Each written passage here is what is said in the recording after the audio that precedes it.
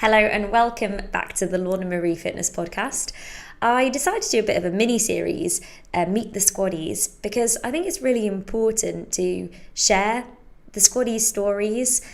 That everyone's from different ages, backgrounds, have different fitness abilities, and everyone has their own journey and their own story as to how they got into fitness and why, what they're doing at the moment, what they're going to be doing, what their current goals are. I think it's a great way to get to know each other, but also a really, really good way to inspire one another. So Squaddies listening to this, come and have a chat with me. I'd love to have a chat. Anyway, here is the wonderful Sarah. Hi, Sarah, and a very warm welcome to the podcast, to the Meet the Members series. How are you today? Very good. Thank you very much. Oh, good. Thank you so much for agreeing to come on. And just as we were chatting about a minute ago, the reason I'm doing this series is just to really try and get to know each other better, put names to faces. And then I think it's really, really nice to hear each other's stories. I think it's really inspiring. And other people might hear this if you're new to the squad, or maybe you've been in the squad for ages and think, oh my gosh, Sarah's story is so inspiring, or oh my gosh, I feel like that right now. So that's really why I wanted to do this and build our little community. So Sarah, tell me, let's just start with you. Tell me a little bit about you, where you're at, where you live in, what you do for a job, and anything else in between, anything you want to add. So I'm 36, married to Tony, and live in Newark in a converted brewery. So hence the beams and things in the background if you're watching it. I've been part of the squad since 2021, 20 maybe. I work as an accountant for a car company. I've been there for, I guess, almost 3 years, coming up to 3 years. So been in finance since I left school. I was good with numbers and spreadsheets, so kind of went down that road. You definitely are. So Sarah does all the spreadsheets for all the walking challenges. We try, and then Sarah just blows out of the water like, yeah, I've got this one. It's got an interactive map. Okay, Sarah, you've got the job. Don't know what else there is. I haven't always lived in Newark. So when I was growing up, I lived in Bedford. So I went to school in Bedford until I was a teenager, and then we moved to Newark. And then I moved out of Newark in with Tony when I met him 17 years ago. And then moved back, I don't know, 2017, 16 maybe. So kind of back to base. So I think what I was saying to you over the weekend is the little girl from Bedford was quite a shy, timid. All my report cards say I need to talk more, and I'm very quiet and happy, hard worker. I'm still happy and hardworking, but I'm probably not as quiet. You come out of your shell. Absolutely. Yeah, I have a similar story actually. When I was at school, my mum got called in and they said, we're really worried about Lorna. She doesn't talk. No, you can't shut us up, Sarah. So can you tell me a little bit about your journey with health and fitness? So maybe starting with where you used to be and how you got into fitness. Yeah, so I hated PE at school. I hated any sort of fitness. Tried to get out of it as best I could, or just I was the kid on the sidelines that nobody wanted in their team because I wasn't really interested in playing. And I tried a few things over the years. I never really got into anything. And then 2020 happened. And I was furloughed, so I was at home. I live in a flat, so going out once a day only. I needed to find something to do. So I started PE with Joe. And I think I owe a lot to Joe Wicks for getting me into fitness. But when I started doing the adult classes, I found them quite boring and repetitive. And I definitely am grateful for him starting the journey at least. So I got to a couple of months after. So I did Joe Wicks's plan I learned how to cook as well. So I learned all about nutrition and things alongside with the fitness, and got quite fit, probably the fittest I've been in my life. But when you're in lockdown, you have more time than you do in real life. Yeah, of course. So was looking for something else to keep me motivated and keep me interested, which is when I saw an Instagram advert for gin lattes. And I think I reached out and asked, what is this? This sounds interesting.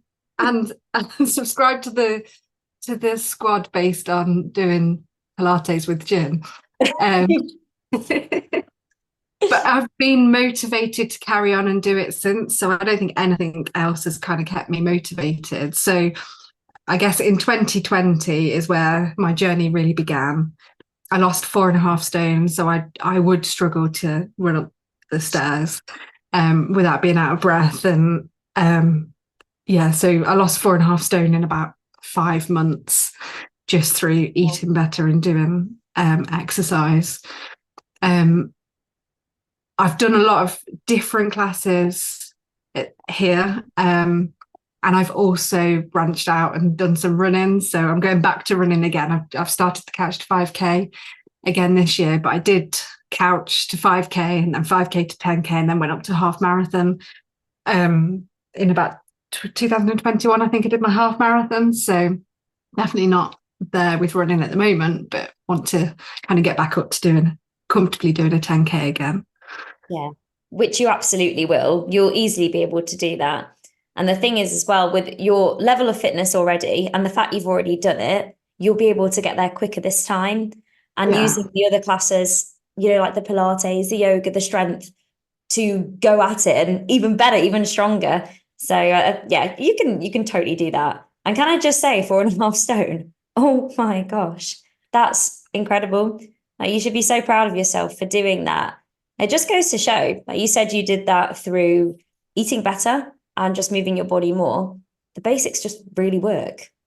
And the basics are what make it sustainable as well. And I bet you started to enjoy eating healthier. So you wanted to. Absolutely, and enjoying cooking. And I still do when I have the time. Yes, it's more difficult on a busy day, but I know I'm making better choices now, and it's definitely been a lifestyle change.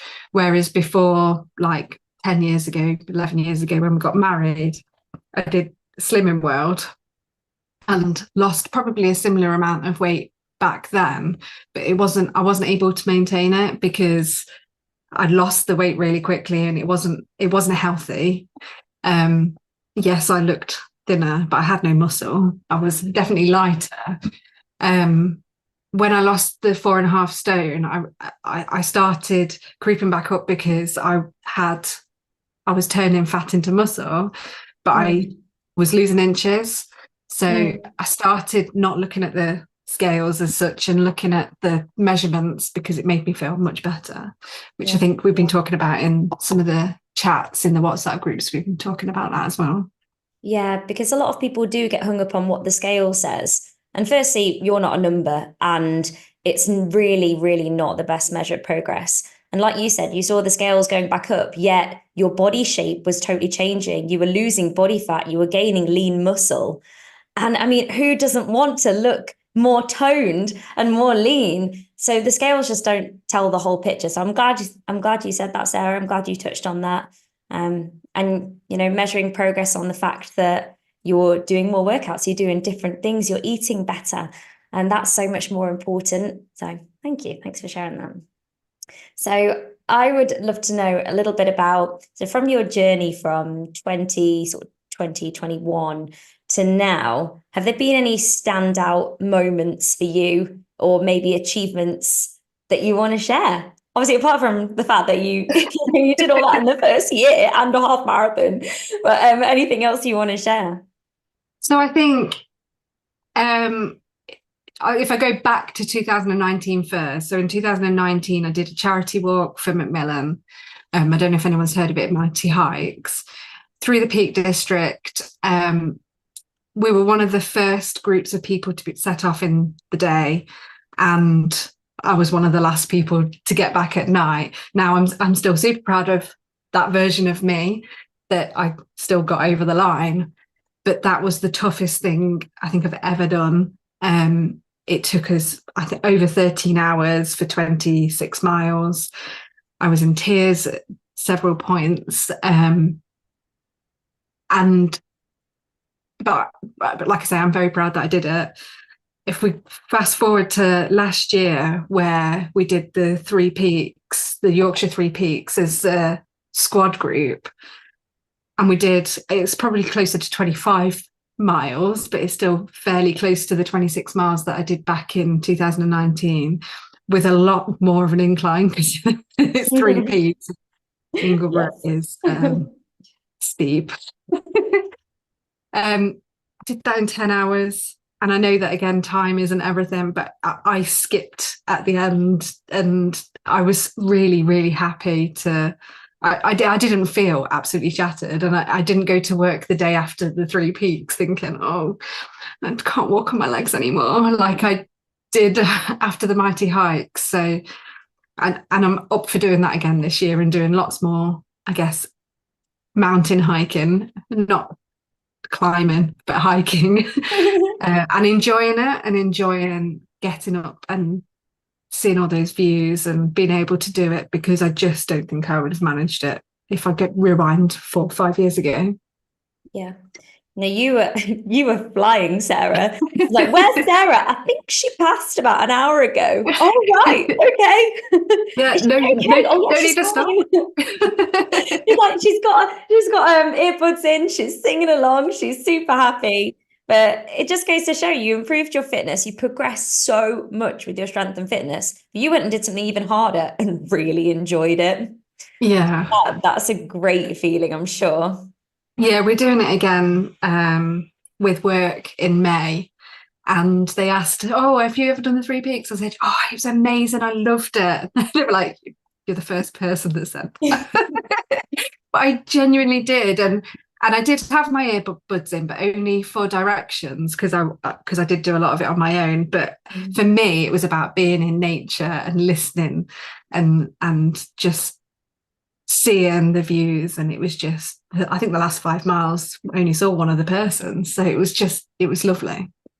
That's amazing. I love how you did that. And I also love how you always have the directions in your ears. So this is what me and Will probably need. Will definitely needs directions. Yeah, Will does. Yeah, we won't go into the retreat hike, but we have it. Oh, no, thank you so much for sharing this, Sarah. Your story really, really is so inspirational, honestly. And the fact that also, I know you do so much work with, say, like taking that time out and that mindfulness. And just then how you said, no, I was trying to be out in nature and just looking at all my surroundings. And I really love that about you. So from here then, what's Sarah up to next? Have you got what's next? Goals? What's next? So I booked to redo the Mighty Hikes this year, the same one that I did before, because I feel like that will be it will be quite emotional, I think, and will really feel how far I've come. Yeah. I'm doing the Three Peaks again. We're walking up other different mountains with different groups of friends and with Tony. So there's lots and lots of walking now. Coming back on the retreat. So looking forward to doing that again. And that was a really nice way. And especially it's in a good part of the year because it's in October. So where just October, November are quite hard months before we get into the fun of Christmas. And so taking that time out to spend a lot of time on yourself with a lot of mindfulness and practice, I think is really good. So we've got that this year.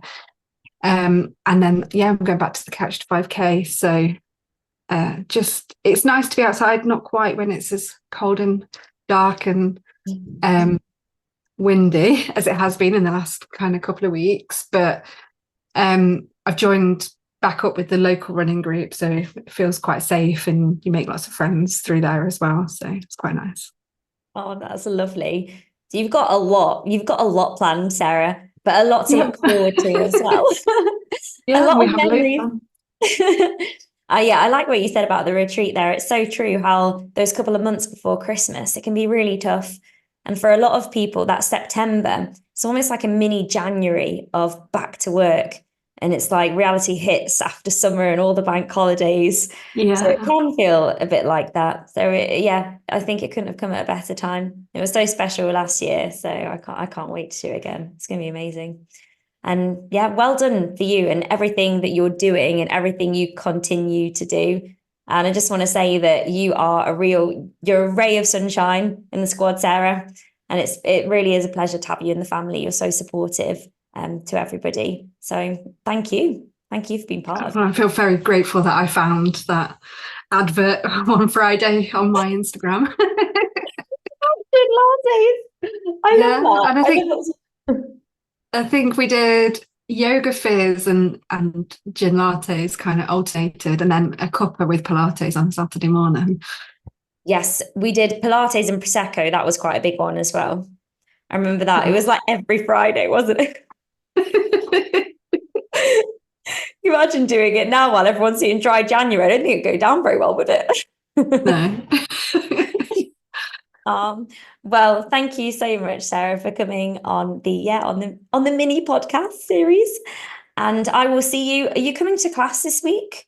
Are you in class on demand? I will be in class. I can't remember what I booked myself because I put it in my diary so it happens.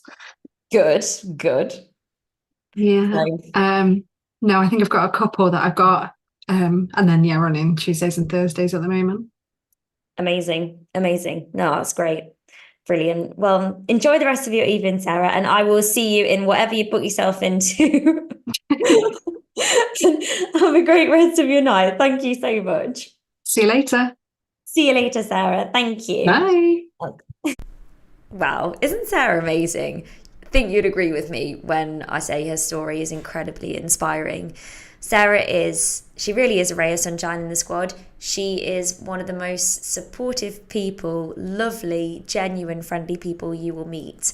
And she takes anybody under her wing who comes to the squad. She really is wonderful. So you need to come to a social and meet Sarah. Now, if you're a squaddie and you're listening to this, please do get in touch. I would love to have you on, just to have a bit of a chat. Everyone has a story, and I think it's a great way to get to know each other better and inspire each other and motivate each other. And if you are not a squaddie and you're listening to this on the podcast, head to lornamariefitness.co.uk if you want to come and join us, join the fam, or just have a little chat to see if it's the right thing for you. Anyway, thank you so much for listening. And if you did like it, make sure you like and subscribe. Thank you very much.